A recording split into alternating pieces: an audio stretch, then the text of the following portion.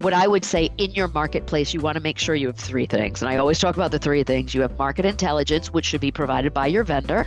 You need the employee inventory, which is someone filling out their profile. And then you need that job architecture, like I said, which is the signal from the business that says these are the important things. And those three things should work in concert in the same tool.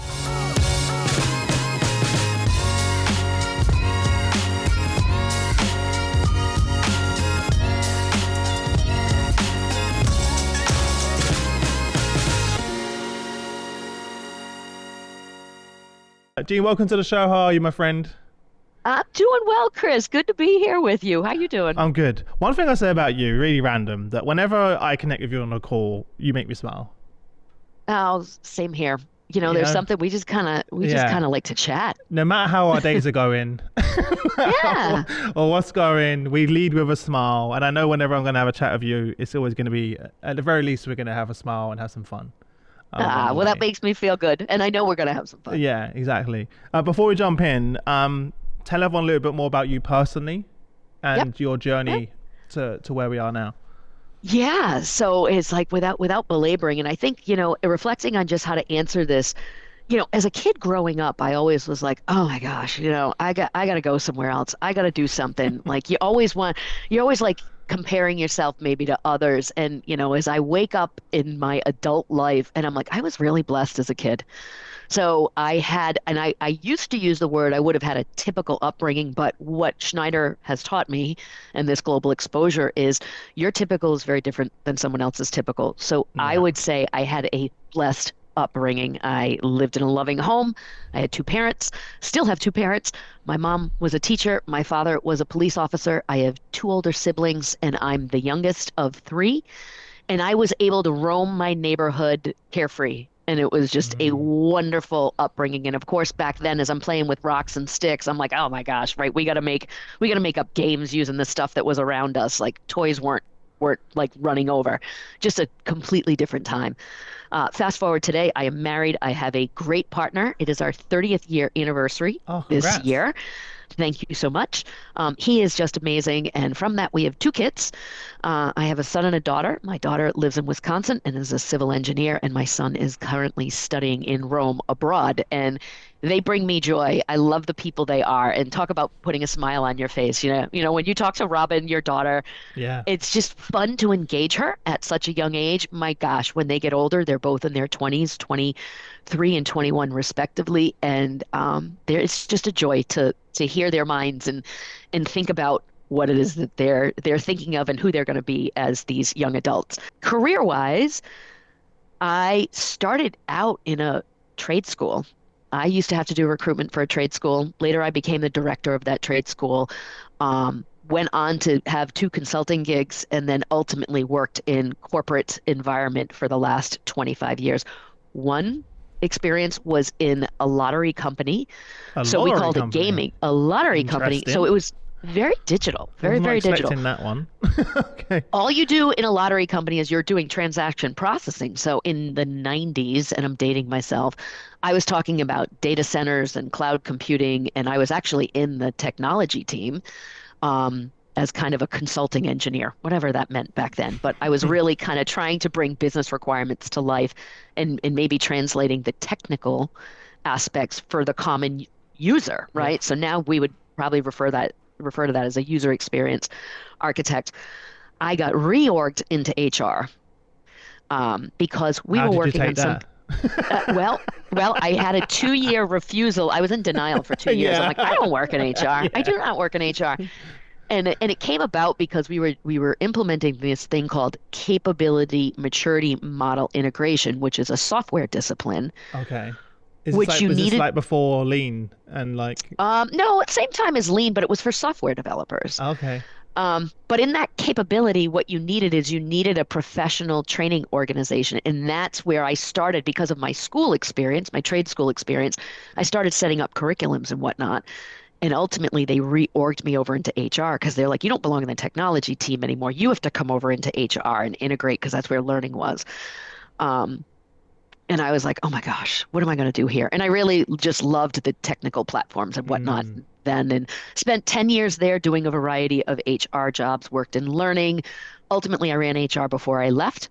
And then I left that organization and came to Schneider, where I've been for 17 years and have had the opportunity to move Wow. around like every 4 years. So, loving my digital talent transformation job, which is, again, It one of feels those like you crazy started jobs. like what you did earlier in the career. Would you say that that's really helped shape where the industry has moved now? Because you were already playing around with some of these tools and technologies and also the mindset that now only companies are really starting to explore the digital transformation and AI and stuff like that. Spot on. And what it made me think about is that human resources, you need to think about your employees as customers, right? Mm. When you design, and you should be designing for the employee at the center, not for auditability, right? Not for compliance. And that, I think, is the shift that's happening in human resources, which is one, they need to be more digital, and leaning into digital has been difficult, I think. But yes, I got to kind of, I think, maybe leapfrog that journey Yeah. from where I came from, and that non-organic movement, right? It wasn't my choice to come over to HR. I got reorged into it. And I always felt like I was a different kind of spotted zebra while I was over there. And I'm Spotted like, zebra. why aren't we using technology to do this? And people are like, no, we don't do it that way. Um, Ultimately got to Schneider, and they were far more progressive with being digital, as is the industry, right? Was up and coming, and tools became more user friendly. So I do think my early career influenced where I am today greatly in HR. Love that. And Schneider's always been known for world class HR practices and always ahead of the curve as well. In I'm my, very biased. yeah, I know, but just from Very my interaction biased. with your team over the years, right? But what would you say that is the number one reason that kept you in the organization for so long? So I have to lend it to Schneider culture. What I won't say is the people, because everyone gives that answer, but the people are amazing. The culture they've created is that you can go off and kind of experiment. They are not sedentary in their thinking, and we're always thinking about the next thing. So they will allow for experimentation. So that experimentation has brought me into, I've been in about 5 different jobs since I've been here, and at least 3 of them I wrote my own job description. Wow, I've always been fascinated by that because obviously I've known many of your colleagues as well. How do they do that in such a large organization and still still have that entrepreneurial mindset Yep. and maintain that what like break that down for like practically how do they do that because Yeah. yeah. It's so first of all, systemically, we do have what I would say is a very operational approach to how we kind of manage jobs that are in the mainstream. Yeah. I think what we are willing to do, and I'm going to break it down for simple terms, is if you can identify a problem you want to solve Mm. and be very articulate in that problem that needs to be solved. And then in my case, I was like, we need to think about, right, how we put the user in the middle of talent management, right? And we figure out that problem to solve. You can then write your job description from there because you need someone to kind of be working on that problem. Um, I did that actually. I was a talent manager for one of our divisions, which happens to be the largest R&D division, and it had 30,000 people in it. And it was just me. And I went to my boss, and now we have a bunch of HR business partners in the division. And I could have said, hey, I need a bunch of talent managers in the division. And I'm like, well, that's going to create complexity. And I'm like, nah, we need to be a little more simple. So I actually came at it using data, which was unheard of in HR. I'm like, guys, I need a data lake. They're like, what do you need? And I'm like, guys, because we only do 1 year look back in our systems. We need to look back What three was you? What years. did you And look at back then? Was it like a Microsoft Azure or something like that? What did you? it wasn't even that. It wasn't, it was probably SQL. Oh, okay. It Okay. because we had to do a proof of concept. So what I said to my boss, and he was amazing. He's still in Schneider and he's still amazing. I said, here's kind of how I need to look at talent management. I need data so I know where to spend my time because it's only me, but oh, by the way, I need at least one more resource. Mm. And the person I went and hired was very, not only HR savvy, he was very new to the company, and I had some interaction with him in another job. And he'd been through our HR rotation program, but he had a bent on analytics and data. And that's where we started saying we've got to draw some insights. That was not very popular back when I was in this job. Yeah. When I was in that job, they're like, what do you mean you need data? It's all in the system. And I'm like, no, no, no, no. I need insights. I need insights. So when you tell me that someone's a talent, I need to show that they've been proving that over a period of time, not just what happened last year. That's recency bias. We want to be careful with recency bias. So that was kind of one of the areas where it was a great example of my old life coming into my new life and my boss going, all right, what's the job description look like? And that kind of like So goes on to your, problem to solve. yeah, I mean, it kind of Yeah. goes to your job now. There's not many VPs of digital talent transformation, right? That's not a common title, right? So yeah. So what's funny is you will find one in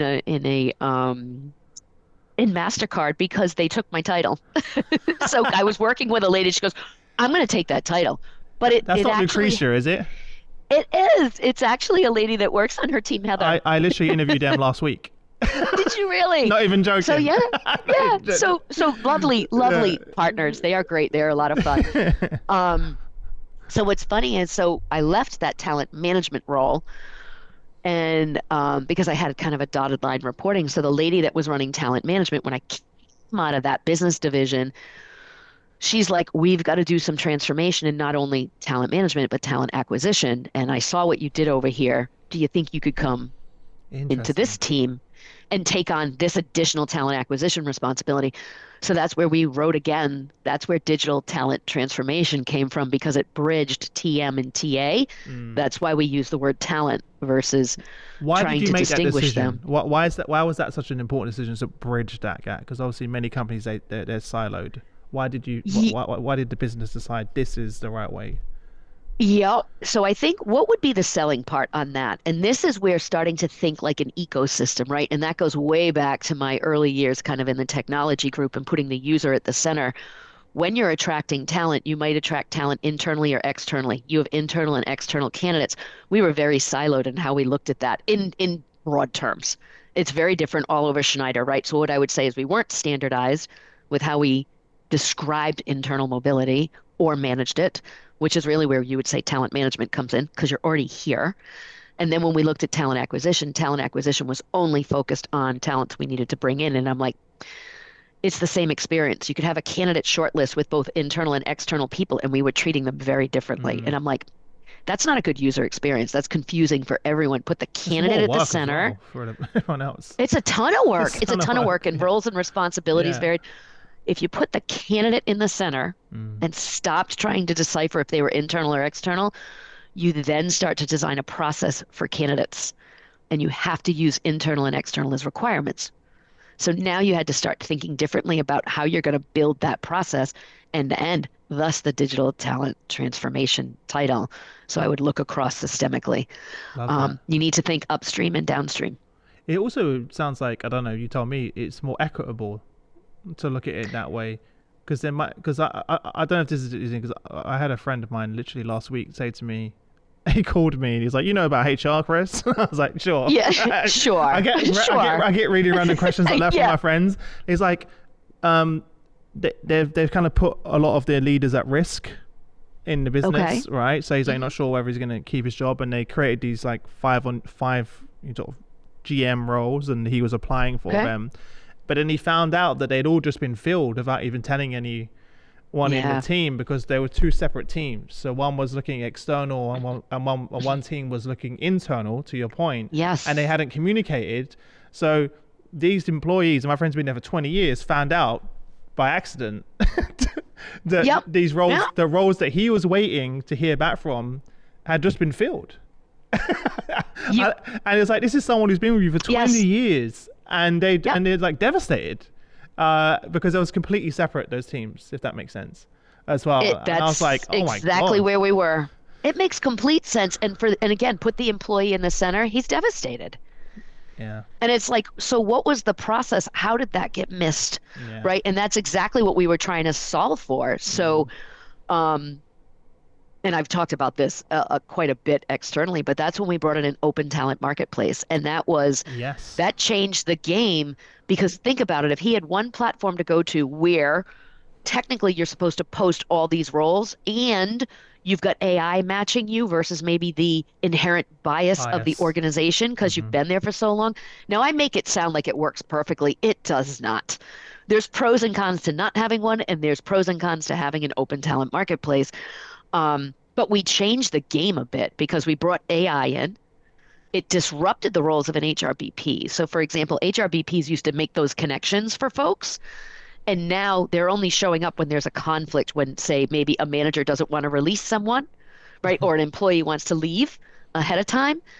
So we had to kind of change the organization, and people could still debate whether it's the right process or not. But if you put the candidate in the center who is your friend, what process would you have picked? You might have picked to have an open talent marketplace where he could actually feel like he had an equal chance, which was your statement. Do you feel it kind of democratizes Yes. the system? It does, but it assumes that you're posting all your positions. We still struggle there a little bit, but we've gotten pretty good at posting the majority of our positions. There's always a confidential situation here or there, so I Oh, never say it's always. all Of play. course. Yeah, of I never say course. it's an all play. But you have to have a philosophy that says this is what we do. And that does help internal talents. Now, you run the risk, though, too, of saying no to those internal talents. And the question is, well, you have to have the right delivery method for feedback. And then you have to have an ecosystem that says, well, if I'm not ready now, what do I need to do to get ready? Mm, Some of that comes with tough conversations because maybe you're never really going to be hmm. ready for a role. Or maybe it's like, here's the training you can take, here's the mentors you can take, here's maybe some jobs you should go take. And again, that talent marketplace can play a game in that, or play a piece in that. It's not all perfect. It's about timing, right? You need the right opening at the right time for the right person. But it does change the game a little bit, and Yeah. it changes the conversations you're having internally rather than two departments didn't talk and that's why I wasn't considered. Like Yeah, that's that the worst. hurts. Yeah. That hurts. Yes. And that's 20 years of experience, right? That you just Yeah. kind of mess around with. Um, but so now the kind of the strategist to me would be like, well, why did they go and kind of put these five GM roles back out on the market? What's changing in their ambition to take over the market That's or what I their was trying to explain to delivery? my friend as well. I was like, you got to look beyond that, the Yeah. rationale behind that. Obviously, he's just annoyed and frustrated, and Yeah. I'm like, yeah, which he does that, which is too right. He should be, as well. Yeah, I mean, to your talent marketplace point, so many you're quite advanced. So I think Schneider Electric is quite well known Yep. especially amongst the Mhm. community, the HR community, for building incredible talent marketplaces used as case studies in many events and online as well. But like you said, it comes with its challenges. So first and foremost, you covered a few things, but what's the main benefit of a talent marketplace? Kind of the top three reasons, Yep. and then Yep. we can jump into some of the challenges. Yeah, sure. I think the first is democratization around the candidate experience. That's the first thing. Yeah. That is one of the main goals, right? The second thing is most talent marketplaces work with AI, and it's at scale. Now, What does there's that lots mean of though? Break that down, because we throw the yep, word yep. AI out, but what does that We mean? do. Mm. We do. So what's happening is there's no human intervention until time of application, right? So what happens is I am going to get served up the opportunities that look at my current profile. So as good as I've made my profile, my desires and goals and the roles that I'd might like to advance to. So now I've got my profile digitized. And now I have whether it's a project, a mentor, right, or an open position where the AI is starting to match me, not any human. And it's taking down the borders of a department, a country, and all the silos that just kind of come prepackaged in an organization, especially as large as ours, right? Yes. Smaller organizations, sometimes you just know everybody. But when you're 140,000 people worldwide, we have the ability that at least 100,000 are connected. So these 100,000 users can sit on this platform and at least let the AI, they can do queries. It's kind of like going on LinkedIn and doing a query without any of the bias or the politics. So I think that second thing in AI is important. Now, of course, you're going to keep making sure that your model is advancing. But I think the third thing, and I just kind of allude to it, is it breaks down the silos, Yeah. right? You don't know where to go. Some people have left the company and then they're like, I would have taken that job. They just had no idea that it was posted. They didn't Or know you've where to hired look. someone externally when that Yes, skills already exist it exists. in the company. You just didn't know because you wouldn't have. How would you know? So actually, let me say, you know what? It digitizes your entire employee inventory, Yeah, your skills, right? skills based organization. Yeah, Yeah, you got it. So people are like, well, you're in HR, and I'm like, yeah, I spent the first 15 years of my career not in HR. yeah, I know. So, as we kind of open the chat with, so we only know our human bias is I know you as this individual in my organization, right? Or I have recency bias. I only know you as the most recent role that you've had. Maybe your friend, right, had Hmm. came through quite an ecosystem of changes and had different roles along the way in his company. So those are probably the top three. I love that. It's Yep. interesting because the traditional HCMs and platforms they're still going off your like original CV. Yeah. And that's kind of laughable when you Yep. think about it. Like if I looked at my old CV from when I joined, because I was in my last company for 10 years. So if you're looking at the skills that I walked through the door Yes. with versus what I had developed, right, and you were making decisions on, my future of the business, it's so out of date. You and So those yeah, And why didn't you do that, right? Because those old HCMs weren't inviting to go in and no, change your information. The talent marketplaces are. And they're more like I think of like some streaming subscription. You can go in and tweak your profile anytime you want. Like I'll actually get on the phone with people and be like, "What job are you looking for?" Well, let's go look at your profile. Well, let's make that profile work for you. Like, you just mentioned these three keywords. I don't see any of this in your kind of like your profile. LinkedIn profile, right? Exactly. Exactly. Yeah. Yep. No, I love that. I mean, and I think one of the cool things is, and I love to hear what your experience has been, is empowering our Yep. employees to take charge of their careers. Like for me, in my previous career, I think I went through maybe 5 or 6 years before I got my first promotion, and it was always Hmm. like I'm waiting for someone's permission, Yep. sort of that Yeah. tap on the Yeah. shoulder, right? You don't really feel Yeah. empowered, and I know. And what's the feedback that you get from employees?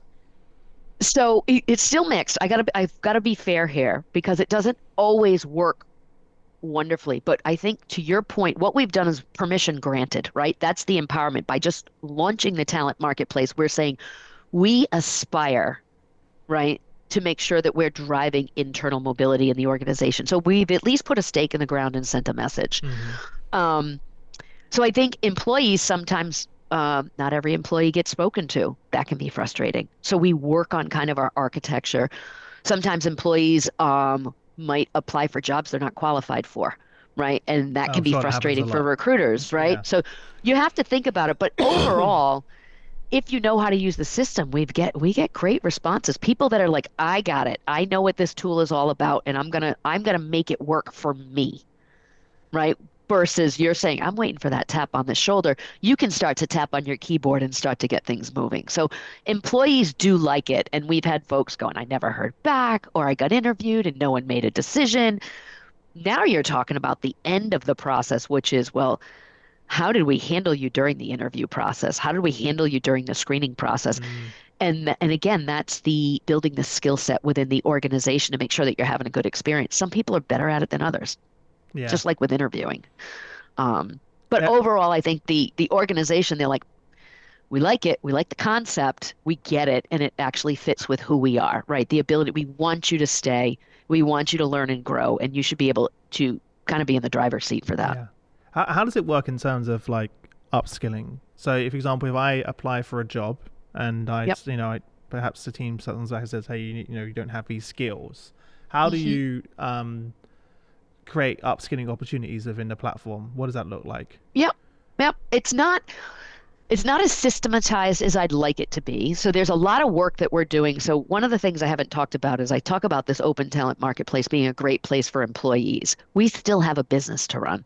And that's where the skills come in, right? Yes. As we're growing and as we're trying to innovate. So one of the things we're working on is refining our career architecture to have more specificity in it.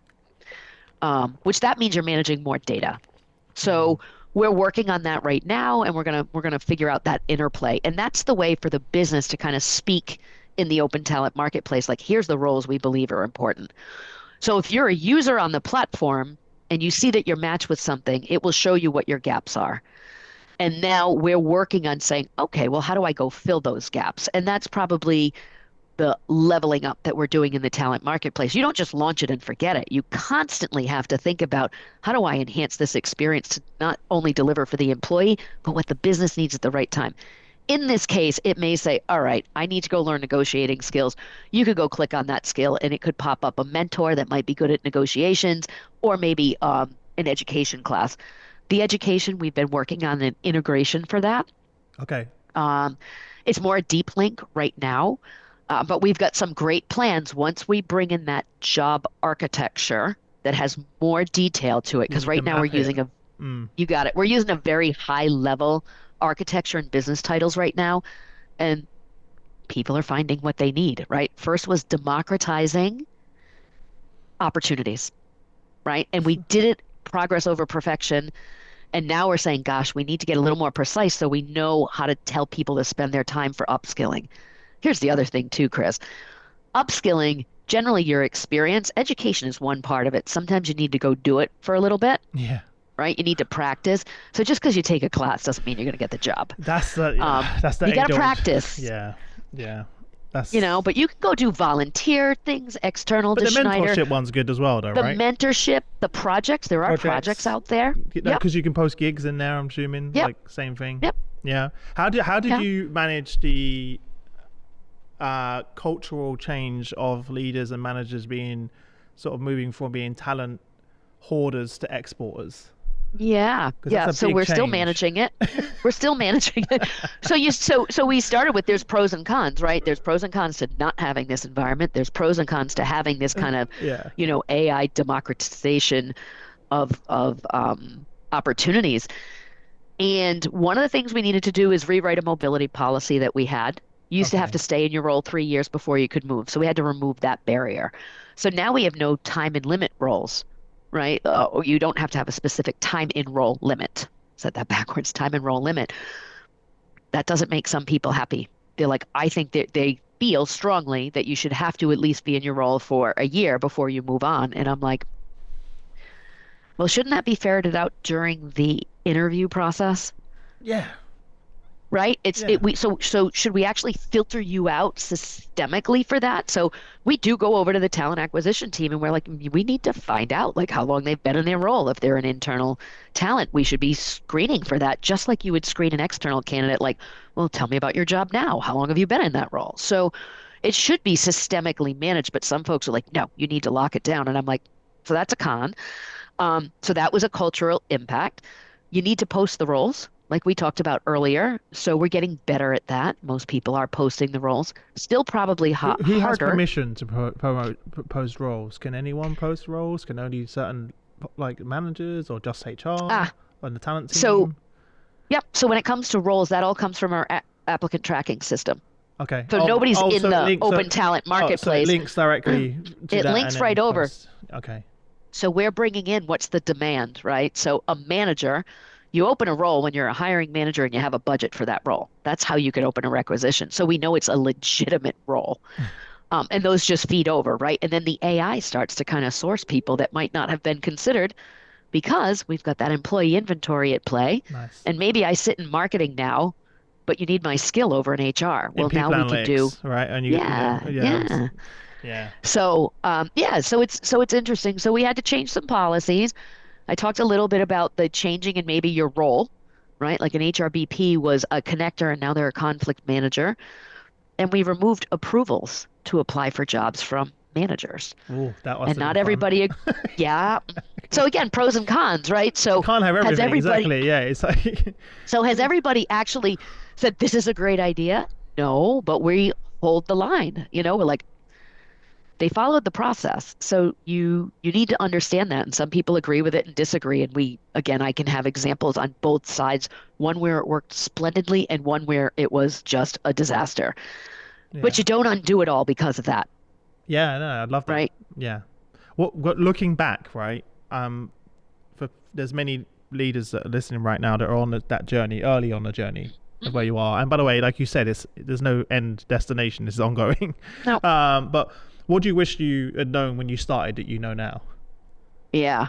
Um, we were rolling out country by country. Hmm. It's hard to have an open talent marketplace where only one country is included. That's not really democratizing all of your experiences. Okay, But we were learning as we went, so I wouldn't have done that. I would that's have a good said one. you gotta kind of get ready for a big bang. And what I would have done is probably launch mentoring first because it's just pairing of people. It's easy, not easy, but It's easy. it's Well, it easier. is easy. The AI is doing it. Oh, The AI of is course, doing it. the AI It is is doing it. Yeah, easy. yeah, yeah. Okay. It is easy, right? So everybody kind of can have a flavor.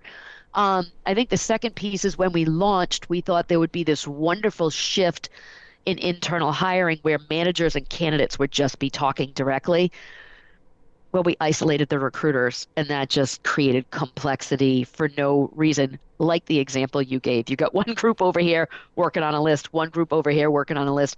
Never the two shall meet, and somebody was left unhappy. So I would make sure that you understand the integration with your ATS, and that you include recruiters in this process, and they understand that their internal candidates are going to flow in. Hmm. Um, so those are probably the two main things that I would say. Had we known when we first started, like leap of faith, just do that. And then actually there is a third one, which is everyone's waiting for that perfect job-based skills architecture. We launched with business title. Yeah, I was going to ask to that many Yeah. companies use that. They kind of wait until they have Yep. and to have that in place. Then they're going to do this. But then, to your point, you kind of start and then jump out the airplane and build your parachute on the way down. Yeah, Uh, so think of flipping a coin, right? 50-50. So again, you're going to have some people with great experiences because they're seeing things. We've had a lot of folks go, the stuff they're serving up to me doesn't even make sense. Okay, but you can go find a mentor still on yeah, your own, right? You can do a key search and go find who you want. So again, make the system work for you. Don't think the system, just figure out how to use it to your benefit. So yeah. it wasn't ideal, but my gosh, here we are. Like you said, we're ahead of the market in many, You're many right. ways Like because it's honestly, part like of our it's like ecosystem. no, Yeah. like even your peers in different companies like reference Schneider Electric all the time. In my conversation, I'm not just saying that as a great example of a company that's built a talent marketplace. Because how long have you had it live now? Since 2020 globally, That's we what I mean. started back in 2018 and we were rolling it out, but things that we did, no time in role, no manager approval. You have to post all your requisitions, and we launched with business title. When I speak to and there's no performance data in the system. Wow, So when I speak to other companies, they are skittish on those 5 points. They're like, "Oh, we don't know if we can do that." that's And a I'm like, lot. Yeah.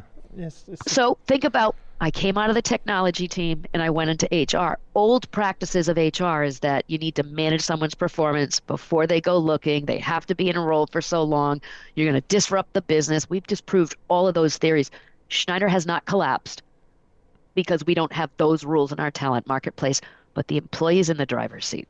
And also, as you said, back to the business point, it gives the business the competitive advantage and the speed to be able to Yeah, adapt in this marketplace, which is constantly being disruptive, yeah, constantly being. You cannot afford to not have the capability to be an agile organization and create those gigs and move talent around and tap into the different skills. It's kind of like table stakes at this point. And also I would agree. the retention. Have you seen what have you seen in any of your retention data since you? Yeah, so I'm going to sound like a financial analyst because one of the things is when you think about the challenges, right, that we went through. We started this during COVID. Like that's really when we went global, because everybody had to shelter in place, and we were worried about our retention going up because you're looking at the quiet quitting, you're looking at the Great Resignation. Our attrition stayed flat. So it's like when I asked my financial advisor one year, I go, "What was the best year you ever had?" They're like, "The year we lost -2%." And I'm like, "What?" They're like, "The market lost 10." And I'm like, "Okay." So Yeah. we were able to be very stable Mm, during that time. There's more work for us to do, right? We need to bring in, we do have that skills-based architecture that we're getting ready to yeah. really integrate at scale with How speed. are you thinking about Um, approaching that and creating that skills taxonomy? Because there's so yeah. many different approaches. It, yeah, this is definitely you cannot do it alone. Couple things is we did partner with an external firm to kind of Okay. help us get over our own bias, but you need rewards. You need your rewards team with you. You need your talent management team with you, right? You need your talent acquisition team with you. This is really a systemic change for us. And it took us a while. We've been at it for probably 2.5 to 3 years, and we're getting ready to launch early next year, Wow. which we're excited about because it's the backbone of everything we do. So I believe we've done the right impact analysis systemically, looking from how does this kind of Mm. structure go through the organization? Learning, right? Learning. You just said, how do you upskill? Learning's like, I got to go look at my catalog now and make sure everything aligns back. We're scrubbing massive amounts of data I can imagine. and bringing it all back. So it's no small undertaking. But we're also looking for ways to bring in predictive analytics. We're looking for ways to, again, optimize what's going on in the open talent market advancement. Um, so it's been a journey, and we're getting ready to launch it, and we're super excited. And that will bring new challenges, right? Because now it's not this open business title approach. It's far more So, yeah. detailed and decomposed. Um, and in this case, I have a lot of folks that go, we talk about job codes a lot. We have 850 job codes in our current library today. We're going to like 3,500. And I have a lot of people that go, that's not simplification. And I go, let's talk about what simplification means when we design these things. I'm like, simplification is the fact that we had 3 or 4 of these catalogs swanning around, and we're now making it one unified catalog. Yeah. When you look at technology and the advancements in technology, if we were humanly managing 850 job codes, that would be a problem. We have technological advancements now that allow us to manage the Instantaneous. Mm. 3,500, right? And I go, so simplification was around the standardization, the centralization, and the democratization, right, of this in our ecosystem. It sounds complicated because you're going, you went from 850 lines to There's no 3,500. I'm like, context. there's no context. I said, it looks complicated if you're the individual going row by row, Yeah. but we're not going to go row by row, right? We need intelligent solutions that say, what are your questions? Who do you need? And here's the people you should be looking for, the job code. So it's a shift in mindset again that says maybe your job is going to change a little bit. Mm. One thing we didn't talk about is communication and how you communicate this. If you're talking about the talent marketplace, how you communicate it, brand it, launch it. What Yeah, what would be your best advice to people about how you launch this, right? Because you got to build a launch, you yeah, got to get everyone excited yeah, about, you got to educate yeah, people, you know. yeah. So I'm actually going to go back to kind of like a transformation lead, right? Because it Okay. could be an open talent marketplace. It could be something you're doing in learning. It could be something you're doing for like agile HR. First of all, it's exhausting, right? Because you're constantly selling your story, and you're not selling it once to an audience. You have to be in front of them at least 3 times. It needs to be simple and it needs to be clear. And the one thing I've realized, for example, I spent some time in Chicago recently with a group in talent acquisition, and they're amazing people. And I had to go back to step one of some of the transformations we're doing in talent acquisition because it's not something they touch every day. So sometimes the leaders and the people in the central team are like, oh, we know what we're doing now. And they send the message out once and they think it's done. I'm like, that's not change management. So at the open talent marketplace, right, we needed champions. We needed all the right materials. Those materials are constantly changing. What we didn't need was job aids, right? Because the tool should be that simple. You don't need a job aid. But we had to talk about why we had certain features. We had to talk about some roles that would be changing.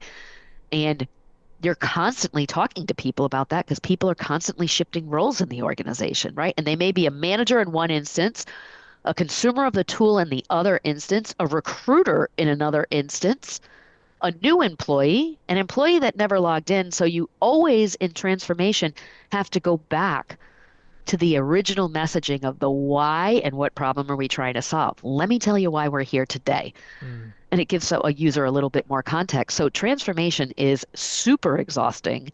There's several steps to it, and you find yourself, you're constantly just going back to the first step. So we had change management, we had all those plans, and we find ourselves still dusting off the original decks today and going into groups and talking about it. Even 5 years later, no, how many years later now? Yeah, it's close to five. Yeah, It's five. it's It's five five. We years just later. started. Yeah. But yeah, because guess what? There's new leaders. Yeah. Always. New Hmm. people have joined the organization and they're like, what is this? Like, how does this work? Our original intent of putting employees in the driver's seat for development hasn't changed. Yeah. Our behaviors are slowly coming along with it, but like I said, pros and cons. Not everybody Did you is like, brand it that's how I'll behave. internally? Is there a Um, name we like we specifically call for it open OTM, Open OTM? Talent Market. We call it Okay. OTM. Yeah. Okay. Cool. Yeah, I'm just. we're working on a little bit more branding Yeah. when we bring in that job architecture piece, Okay. Okay. the more precise job Hmm. architecture, so people because now we have to continually sell to ourselves, right? You've been using it in one aspect. I'm like, okay, now we're leveling up. Yeah. So now we have to sell. We have to sell it all the time. It's like a product. It's like, why should you use us? Why should you call us? But it's OTM. We call it Open Talent Yeah. Marketplace. So I should Yeah. probably mention for everyone listening because I know the chat's already going to be like, "What software is this?" So it's Gloat, right? 'Cause Yes, it's close. I It just is realized that close. we haven't said it, and I know I'm going to get loads of Yeah. comments. Yeah. So how easy is it for you to integrate the job architecture into Gloat?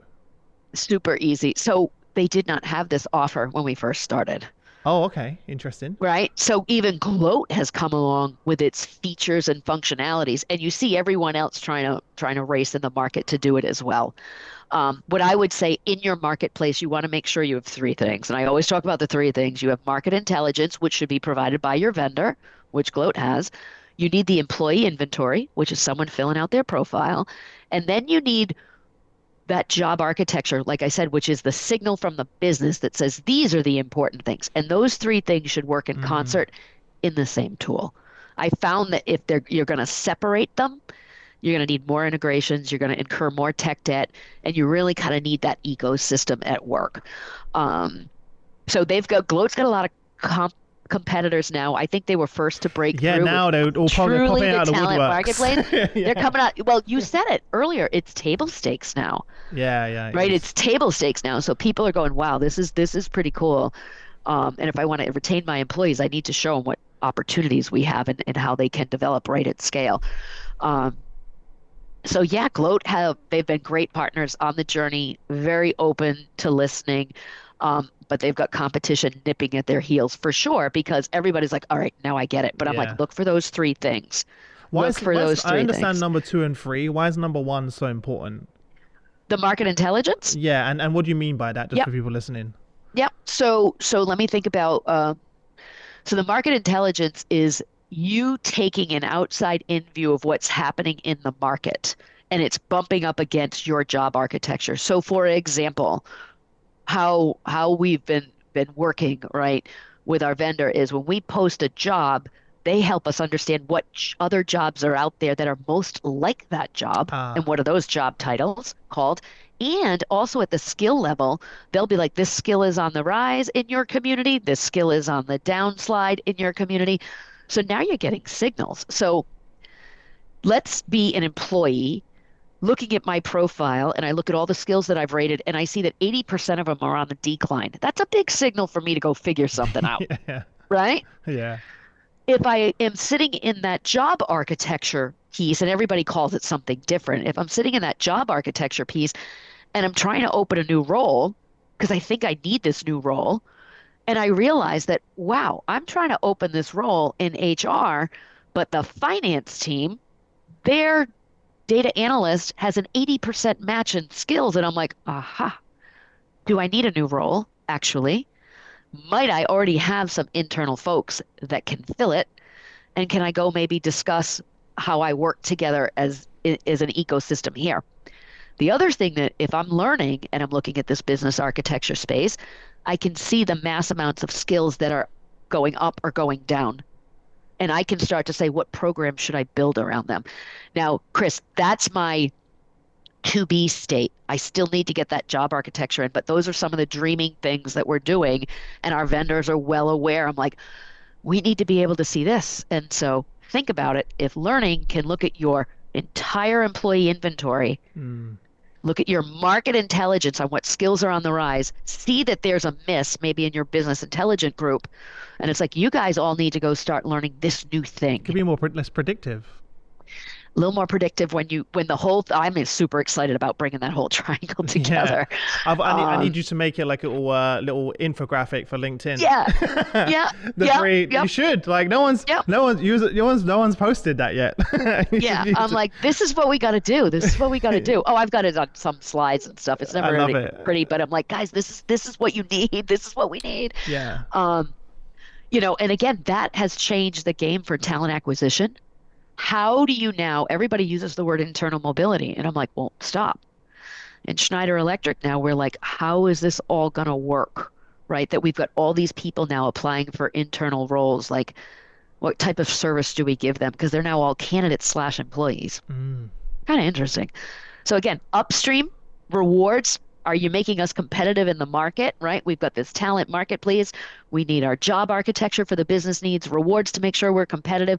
You put it all in the open talent market forum as well as in our applicant tracking system. So now we get internal and external candidates. Then how do we bring them in, onboard them, keep them up? It's a whole systemic view of what we need to go do. And we're working on pieces of it. And I super would say exciting. in Schneider Electric, why I'm excited is we have a bunch of smart people. I get to be here with you talking about this. There's a bunch of people way smarter than me, right? That we get to partner with every single day and have these conversations. And they're like, what if, what should, and it's a wonderful exchange to actually see a solution come together because we're really coming up with, like I said, some end-to-end solutions because everyone's going, I see it. This is where we're going. And again, starts with that problem statement. What problem are we trying to solve? I love the way you just ended with that, by the way. That's such an important piece to people. Yep. One more question on this that we didn't cover is how does this change the role and yeah, how does this change the role of a recruiter? Yeah. So it varies depending on your model, right? So I'm going to give the example of Schneider Electric because I think it's a good contrast is in some parts of our world, recruiters did not manage any internal hiring. Okay. That was handled by an HRBP. Ah. The change in Schneider is that recruiters will handle not only internal hiring, but external hiring. So now that means the role of the BP is slightly shifting. The HRBP would work with talent management. Now you have the recruiter working with talent management and the managers. So the recruiter really needs to be a talent advisor. They need to be informed of like, well, wait a minute, what job are you trying to hire? Is it the right job for you? What skills do you really need? Mm. Right? Are you willing to develop some of those skills along the way? And if you are, I might go source in different pools. Like, do you need a 4-year degree for this? Could we go to a trade school? So the recruiter now, we also make sure that our ecosystem is sound. The open talent marketplace is one part of the ecosystem, but like we do work with LinkedIn and we have LinkedIn Talent Insights. The recruiters all have access to that. They need to be informed consultants when they're meeting with a hiring manager. They're not order takers. And I would say 10 years ago it was like That's you really a posted a big rec. change. Like, I mean, It's a you must have huge change. you must have invested quite a lot then in terms of the training and We development. did. We did. So that's the second half of my role, right? One of the first things I came over, remember, I shifted from that organization of being a talent manager and I came over and I worked with the lady that is actually head of many, many things. It was learning DE&I, TM, TA. She's like, I need you to figure this out and make this ecosystem work. I'm like, okay. And not just me. She's got a smart team with her, right? But she's like, you got to help me a little bit with the tech. Bringing in the tech means I've got to upskill the recruiters and change their Yeah. behaviors, right? Now, the more data and intelligence we give them, they now need to know how to translate that for the managers. Huge transformation still going on. We have a wonderful leader. So since that time, TA is kind of split out from under that ecosystem. And I'm playing in the TA space right now and have a wonderful new leader there. And we did Transformation 1.0 with this first leader, which included Open Talent Marketplace. We're now doing Transformation 2.0, which is really now focusing on a brand to hire funnel perspective. We call it our bold strategy and really looking at data, because me and the data, what does it look like? Just like we're a marketing and sales team, right? I get a lead. How do I keep it warm? How do I take it through the funnel? How do I give it personalized content? How do I eventually convert it into an employee? That's the mindset shift of a recruiter. So it's pretty intense, and it comes along with employer branding people, recruitment marketing folks, sourcing folks, and we are touching on every single one of those changes. I will tell you one of the things that kind of helped us underpin where we needed to go is I did use the Josh Bersin maturity model for TA. Hmm. If somebody's going, I don't know where to begin. It's a good place to go and just read that. He's got a couple of infographics and kind of a four-level maturity scale. Nice. And I think we're tapping into level 3, 4 right now Nice. in that Amazing. scale. We'll have to do a part 2 because we haven't even got into the ATS yet. That's a whole nother podcast. Yeah, that's my current crazy. Yeah, that is my current crazy. I love that we went down this rabbit hole. We didn't even realize. Thanks. I mean, that's a fun. I mean, honestly, I mean, like I can't believe it's already been an hour. Time just went by so fast, but we had fun. I knew it from the very beginning. I appreciate. Absolutely. I appreciate. Is there anything that we missed that people should know about? Is there anything that we missed that you think actually, Chris, that we should talk about this? No, they just need to make sure that they continue to attend your events, right? Because it's an That's a good incredible plug. learning Good plug. experience, right? Thanks for It's the a plug. great exchange of ideas, Chris. Yeah. It really is. I mean, there's so much we could talk to. I am happy to speak with anyone and kind of riff about what's going on. I have lots of pals around the world, right, that I talk to, and it's great. They're like, "What did you do? And how did you do?" We haven't cracked the code on a lot of stuff, Yeah. but we're trying, right? We're trying. I'm like, we need to experiment. That's where I say HR is at least my experience, not only in Schneider Electric, they were really kind of lean on experimentation, right? Because there are people at the end of this, so don't ever forget you need to remember that we work with people in Yeah. HR.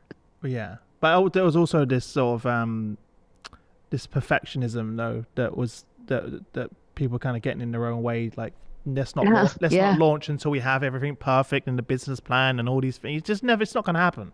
It's like you need to jump in at some point Yep. and learn to swim. It's like, Yeah, because otherwise yeah. you're just going to fall behind, and that's going to cause more problems as well. People ask me, and Shane, did you have a business plan for HR leaders? It's like, our business plan is that we just started. And we listened to people, we got feedback, we listened to customers, and then we iterated and we built products based around what people wanted. We could have sat down and wrote it all down of what we think Yep. what it was, or how we thought it was going to go. And trust me, it went up, down, left, right, forward, And back. you need real-time experience and customer feedback, Yeah. right? You just need it in everything that you do. And I think you're right. I think people try and plot and plan, and I always say progress over perfection. I have since, love that. like, as a little kid, I'm like, good enough. I'm not so sure everyone else loves it, but Yeah. I'm like, good enough when I Your one fold my sounds better than clothes. mine. My one's fell forward, but your one sounds a bit more positive. Progress. My one's fell forward. And because people was like, Chris, you're so good at these things. I'm like, no, you just didn't see me fall over 1,000 times before I was good at Yeah. it. And you have to be Yeah. willing to fall over and not lead with your ego and let that get in the It's- way as well, and understand that it's okay to fail, and actually that is progress. You gotta- It's defined. Yes. As well. But listen, I could talk to you forever, but I've got to let you go. But I love our conversations. Congratulations to you and the team on the journey so far. I know it's just the beginning. When you do the skills Yep. taxonomy, we're doing part 2. All right, sounds good. So we're getting there. We're getting there. We Yeah. are like on the cusp of launch. So, best to you and Shane, right? Yeah. And thanks for having me. Really appreciate it. Had a great time. Appreciate it.